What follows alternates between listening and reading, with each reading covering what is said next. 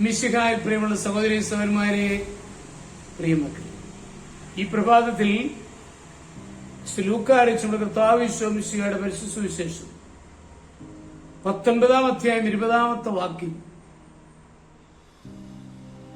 Saint Luke's gospel chapter 19 verse 20. വേറൊരുവൻ വന്നു പറഞ്ഞു, യജമാനെ, ഞാൻ തുണിയിൽ പൊതിഞ്ഞു സൂക്ഷിച്ചിരുന്ന നിന്റെ നാണയം ഇതാ. ദൈവം നമുക്ക് തന്നിട്ടുള്ള താലന്തുകൾ ഉപയോഗിച്ച് നാം എന്തു ചെയ്തു? പരാജയത്തെ ഭയം ഒന്നും പ്രവർത്തിക്കാതിരിക്കുവാൻ ചിലപ്പോൾ പരീക്ഷണങ്ങൾ ഉണ്ടാവും. പക്ഷെ അതിൽ നാം കുരുങ്ങരുത്.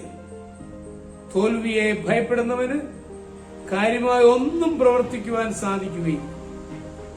ഒരാൾ ദീർഘനാളുകൾക്ക് ശേഷം കൃഷിക്കാരനായ സുഹൃത്തിനെ സന്ദർശിച്ച് കുശലാന്വേഷണം നടത്തുന്നതിനിടയിൽ കൃഷിയെക്കുറിച്ച് ആരാഞ്ഞു. കൃഷിയാകെ തകർന്നുവെന്നായിരുന്നു അയാളുടെ മറുപടി.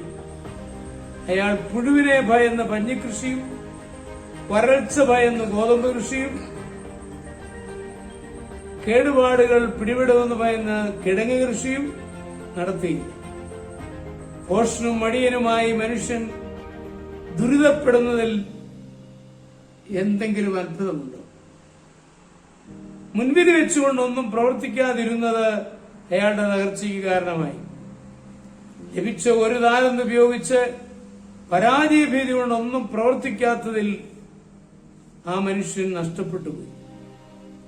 നല്ല പുസ്തകങ്ങൾ രചിക്കുവാനും പ്രസംഗിക്കുവാനും ശാസ്ത്രീയ ഗവേഷണങ്ങൾ നടത്തുവാനും കഴിവുള്ള പലരുണ്ട്. നല്ല നേതാക്കന്മാരോ സുവിശേഷകരോ മാതൃകാപരമായ കൃഷിക്കാരനോ നല്ല ചിത്രങ്ങൾ വരയ്ക്കുന്നവരോ ആയി ശോഭിക്കുവാൻ കഴിവുള്ളവരുണ്ട്. പലരും പരാജയത്തെ ഭയന്ന് മറഞ്ഞിരിക്കുകയാണ്. ആരംഭിച്ച് പരാജയപ്പെടുകയാണെങ്കിൽ അപമാനിതനാകുമെന്നാണ് ഭയം. അത് ശരിയല്ല. തോൽവിയെ ഭയപ്പെടുകയോ സംശയിക്കുകയോ ചെയ്ത് ധീരമായ കാൽവെപ്പുകൾ ചെയ്യേണ്ട സ്ഥാനത്ത് അറച്ചു നിന്നാൽ നാം നിശ്ചയമായും പരാജയപ്പെടും. പ്രവർത്തിക്കാത്തവന് ഒരിക്കലും വിജയമില്ല. പ്രവർത്തിക്കുന്നവന് തോൽവി വരാമെങ്കിലും വിജയത്തിന് സാധ്യതയുണ്ട്.